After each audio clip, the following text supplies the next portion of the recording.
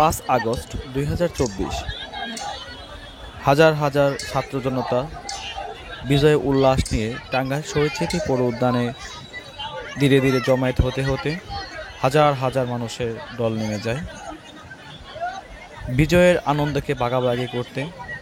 জাতীয় পতাকা এবং বিভিন্ন রং তুলিতে এঁকে কারো কাজ সেজে রং মেখে চিল মেখে তারা বিজয় আনন্দ উল্লাস করতেছে।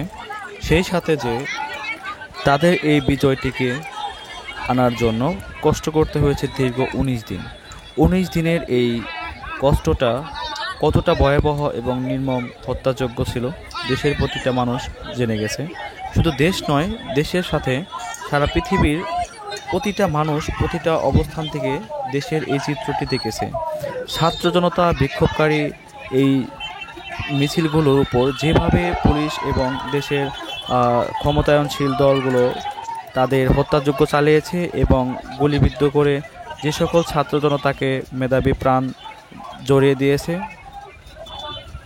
তাদের প্রতি আমরা বিনম্র শ্রদ্ধা জানাচ্ছি।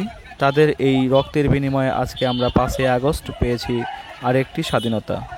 আমাদের এই বিজয় উল্লাসটিকে আমরা ধরে রাখতে চাই।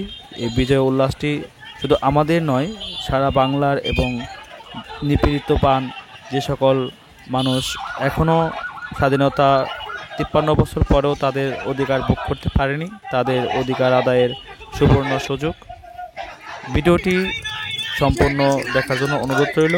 সেই সাথে লাইক কমেন্ট শেয়ার করে সবাইকে দেখার সুযোগ করে দিবেন। এবং আপনি যদি আমাদের পেজে নতুন হয়ে থাকেন, পেজটি ফলো করে সাথেই থাকবেন।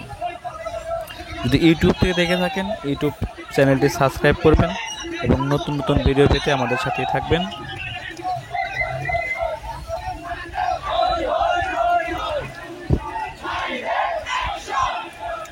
পদত্যাগ ঘোষণা করার পর থেকেই শহরের বিভিন্ন জায়গায় আনাচে কানাচে বাসা বাড়িতে গ্রামগঞ্জ থেকে মানুষ এসে জমায়েত হতে থাকে এবং দলে দলে মিছিল করতে থাকে।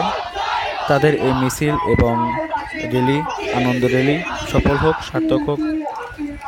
টাঙ্গাইল টেলিভিশনের পক্ষ থেকে সবাইকে বিজয়ের আনন্দ উল্লাসের অভিনন্দন জানাচ্ছি। সেই সাথে জানাচ্ছি সবাই সুস্থ থাকুন এবং ভালো থাকুন। আসসালামু আলাইকুম।